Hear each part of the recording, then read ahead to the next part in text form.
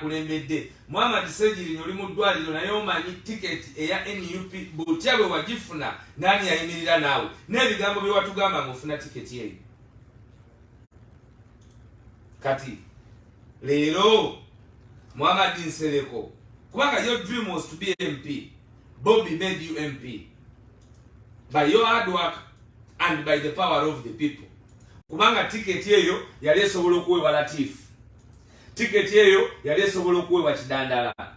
kuba Latifu twatuuka ne ku leve musaba agende ku Road Mayor because of you Ssegirinnya nga ground eri clear nti yo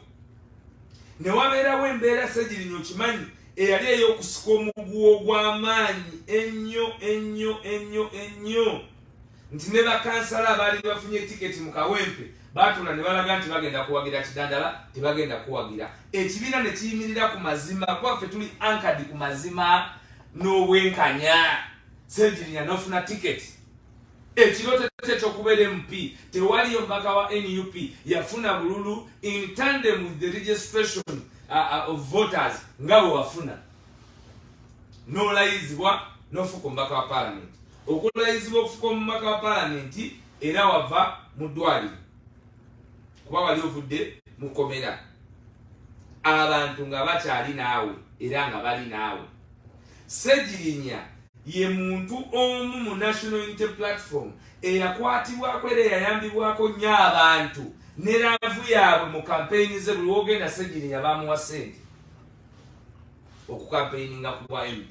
teyalina kizibu kya ssente wadde neki tewabaawo alimba omuntu yenna kuba buli muntu yamwinako goodwill buli muntu yamwinako love buli muntu yali amu appreciating emirimu gy'akoze era abantu bayimirira ne Ssegirinnya he raised lots and lots of money ne mu kiseera ng'abantu nga balwadde nga Ssegirinnya bw'ayogera ku kyabeeyo abantu nga bamobilizinga n'akigusa bw'ayogera ku ky'obulwadde n'akigusa ne tutuuka n'okuba nti bwe tuba ne challenge yonna ey'omwana omulwadde ey'omuntu omuki ensonga tugikwasa Ssegirinnya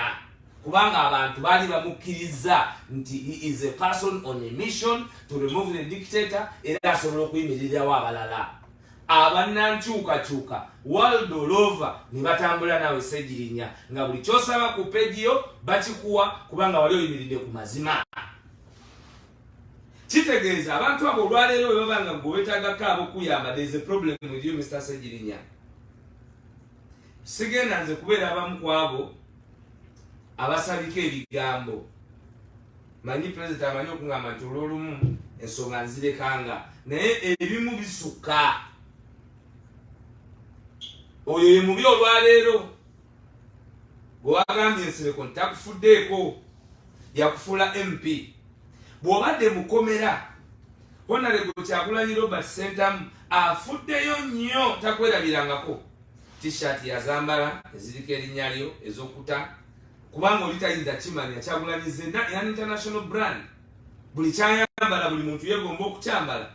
erinnya lyo tetwalirekerera tewaliyo program ze twakola nga Ssegirinnya tukwerabidde ne Alan Sewanyana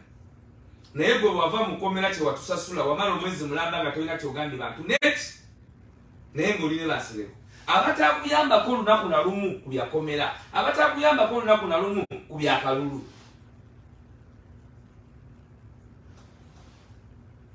ekyewuunyisa nze saagala mbere nakwaba boogera ebintu nga tubyogera tubisalika oli mulwadde era Mukama agenda kusuusa kubanga mmanyi nti oli mu mikono mituufu bw'ogenda mu ddwaliro wagenda otambula kuba ebifaananyi biraga lwatu tikweyapooti tewayingira nnyonyi kagaali walinnya ennyonyi ya ssaawa 8 kubanga awo mu Netherlands nali ngenzeewo walinnya ennyonyi ya ssaawa 8 n'ocheckinga in mu ddwaliro awo n'oditoliyetinga ate buditoliyetinzi ng'oze mu first world country omuntu ovudde Kampala ng'otambula ate n'oditoliyetingire Netherlands kweyo level fenna tewali muntu yenna yali amanyi nti oli mulwadde okujjako bwe twabiraba page ng'ate tumanyi nti eri abantu abamu afeeling obulwadde okuyisaawo ebyabwe and you are not in isolation to that as well ekyo saagala nze nzire wano mbagambye nze ndi Waiso Alex Mufumbiro nze nasalawo bye nasalawo nabisalawo ng'omuntu era tewali ayinza kunkugira kwebyo bwe mbangambira aba because erinnya lya president mulikakkanya nnyo for your personal interest okulaba nti Museveni blossoming anti his magnanimous ate nga tali. In Netherlands gyoli oli mu mikono gy'abawagizi ba National Unity Platform. Bannayuganda nze ndi mu America sinnaba kubeerako wadde n'ekikumi kyenkozesa toba kya kibiina toba kyaki. Bannayuganda abawangaalira eno ab'enkyukakyuka era be bandimu. Nakati ndi wa Elvis Balikalaba e Minnesota nabadde yonna gye mpise. I have been with people ab'enkyukakyuka naye ng'abantu bano bonna ffenna amasanyalaze ag'okwakatagana n'abantu bonna tuganona ku Kyagulanyi Robert Ssentamu kubanga abantu tebaagala kubyogera abantu beetuka eno beefuna nti maanyi gaabwe no maanyi ga musajja oyo. Ogenze Netherlands oli mu bantu ba NUP be bali mu kulabirira ate n'ofuna impetus ekuba essimu ku Facebook ne mutegeka programu gwe Ssegirinya n'oyogeraganya kubanga bino tubimanyi nze imanyi ng'omuntu n'oyogeraganya ne Muhammad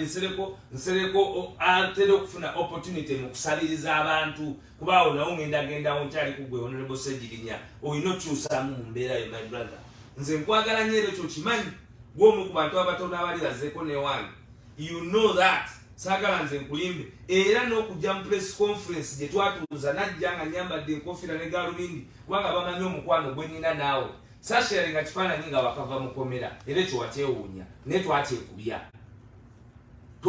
ekifaananyi nga wakava mukomera ekyo kimanyi.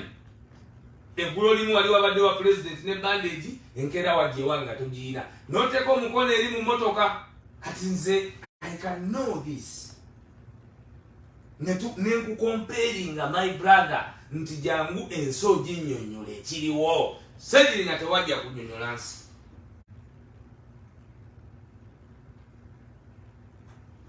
All of a sudden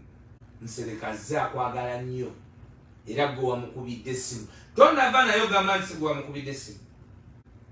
naye nze mmanyi nti mwakiteesaako nga tonakuba ssimu ekyo nkimanyi balala musobola balimba nefa abamanyi nti ojja kunkubira ensonga tuzanje osolooze Nsereko. Bwe wabadde otandika programu Amadi Nsereko yatandika nakuwa settlement ajjeyo reference nti yakusendingira esente weziti oba kwezi esente yali asonzeko weziti lwaki nakatanazireeti waddayo mu parliament bafukamira ku madaala n'ogenda paka wa deputy speaker.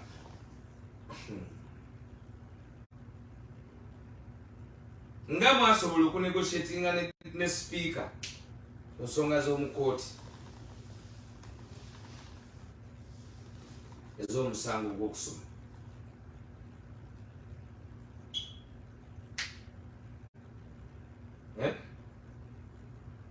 kakati muleke kututeeka mu sakasi ng'abantu bafa muleke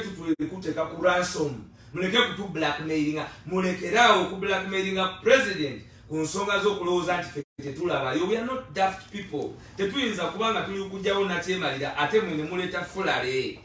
ne mu inviting abantu nga Bansereko mu gemu y'okubakomyawo ti Nsereko asonda ssente ng'azisonda nga bwe yazisondera nnyo